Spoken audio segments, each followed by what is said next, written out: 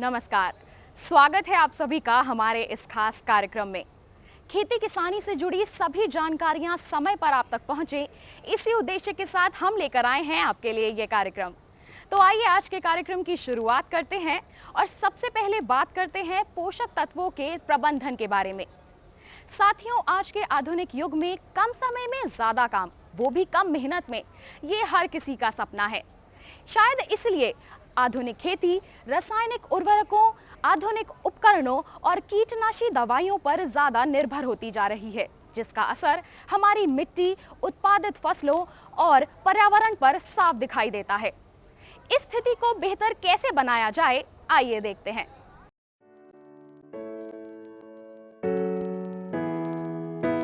मिट्टी में ज्यादा उर्वरकों के इस्तेमाल से मिट्टी में पोषक तत्वों का संतुलन बिगड़ जाता है और कभी-कभी तो किसानों की कम जानकारी या अज्ञानता के कारण भी मिट्टी में अनावश्यक तत्वों का इस्तेमाल पोषण खराब करता है। मिट्टी में किन-किन पोषण तत्वों की कमी है और इन्हें किस प्रकार जाना जाए, आइए जानें हमारे कृषि वैज्ञानिक से। मिट्टी और पानी दो बहुत आवश्यक और अत्यंत महत्वपूर्ण प्राकृतिक संसाधन हैं। विगत वर्षों में अगर देखें तो मिट्टी की सेहत में लगातार कमी आती गई है और इस कमी का मुख्य कारण यह है कि खेती में किसान उर्वरकों का बेतरतीब इस्तेमाल करते हैं। चूँकि किसान को ये जानकारी नहीं होती कि मिट्टी में किस पोषक तत्व की कमी है या किस अवयव की कमी है, उस जानकारी के अभाव में वह अपने ज्ञान के आधार पर और कभी कभी बाजार में उर्वरकों की उपलब्धता के आधार पर जो भी उर्वरक उनको मिलता है उसका इस्तेमाल करते रहते हैं। ऐसे में इस असंतुलित उर्वरक प्रबंध की वजह से मिट्टी के में कई पोषक तत्वों की कमी आती गई है। इस समय भारत में अगर देखें तो नाइट्रोजन, फास्फोरस, पोटास, गंधक, जस्ता और बोरॉन जैसे पोषक तत्वों की व्यापक कमी है और कहीं कहीं तो मैंगनीज और लोहा जैसे तत्वों की भी कमी दिखाई पड़ रही है। ऐसे में उर्वरकों का सही मात्रा में प्रबंध करना, सही मात्रा में इस्तेमाल करना बहुत आवश्यक हो जाता है। यदि किसान इसका ध्यान नहीं रखेंगे तो कालांतर में मिट्टी की सेहत और गिरती जाएगी और उत्पादन लागत बढ़ती जाएगी।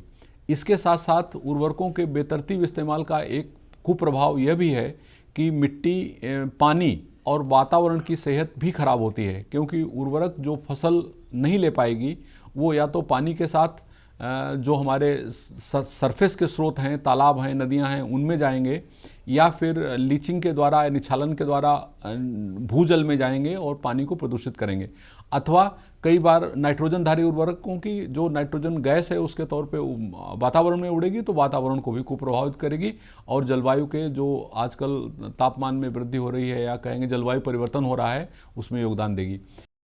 पिछले कुछ समय से ये देखा जा रहा है कि वक्त बेवक्त बारिश का होना, कहीं बाढ़ आना तो कहीं सूखा पड़ना, ये सब खराब पर्यावरण की ही निशानी है। अधिक रसायनों का प्रयोग वातावरण में जहरीली गैसें उत्पन्न करता है, जिससे पर्यावरण तो दूषित होता ही है, साथ ही बारिश के साथ वही जहर फिर से हमारी जीवनदायिनी मिट्टी में समा जाता है और उसमें पैदा होने वाले हर पदार्थ को जहरीला बना देता है।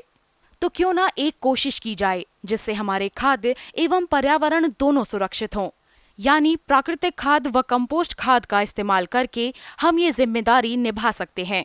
इसके लिए हर किसान कैसे प्रशिक्षित हो और कहां से प्रशिक्षण प्राप्त करे, ये बता रहे हैं हमारे एक्सपर्ट। अब आप देखें कि इसका कितना बड़ा लाभ है कि उर्वरक नाइट्रोजन अगर हमें 120 किलो देनी है किसी फसल में तो आप 60 किलो से ही काम चला सकते हैं अगर आपने हरी खाद का इस्तेमाल किया है। इसी प्रकार से जो गांव में गोबर की खाद बनाते हैं या कंपोस्ट बनाते हैं उसकी विधि में थोड़ा सा सुधार करके, जो आपके कृषि विज्ञान केंद्र नज़दीक के होंगे, कृषि विज्ञान केंद्र से उसकी जानकारी ली जा सकती है, नज़दीकी विश्वविद्यालयों से जानकारी ली जा सकती है कि अच्छी प्रकार की कंपोस्ट कैसे बनाएं।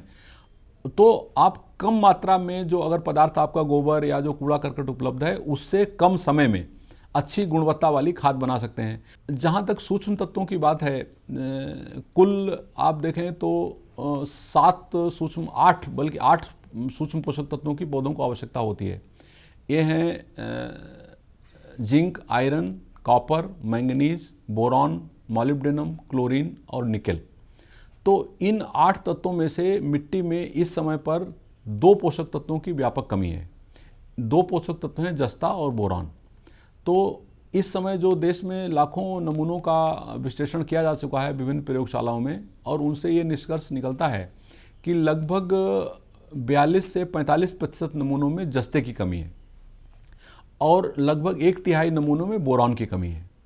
इसका मतलब ये हुआ कि बोरान और जस्ता, अगर आप उर्वरक प्रबंधन में इन 2 तत्वों का ध्यान नहीं रखते हैं तो आप जो उर्वरक पर पैसा लगा रहे हैं उसका पूरा लाभ नहीं मिलेगा।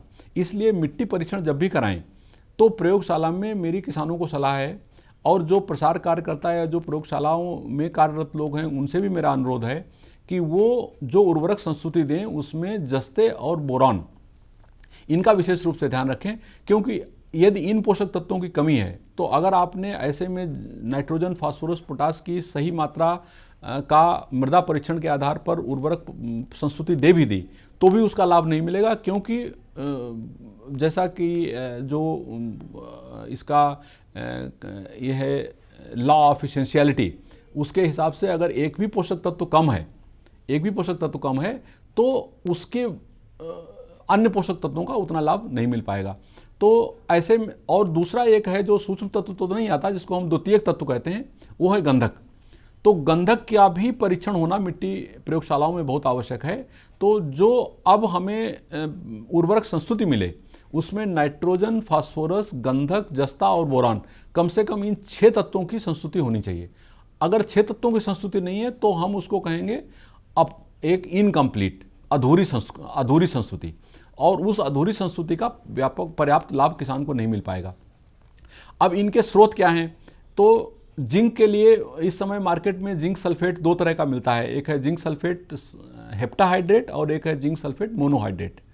तो हेप्टाहाइड्रेट जिंक सल्फेट का करीब 25 किलो प्रति हेक्टेयर, 25 बल्कि ज़्यादा कमी है तो 50 किलो प्रति हेक्टेयर का इस्तेमाल कर सकते हैं। और यदि एक फसल में आपने जिंक डाला है तो अगली फसल में जिंक डालने की आवश्यकता नहीं है। इसमें यह भी ध्यान रखने की बात है, जिन फसलों की जिंक आवश्यकता अधिक है उसमें जिंक डालें, और जो दूसरी फसल है उसमें उसका अवशेष प्रभाव से लाभ लें।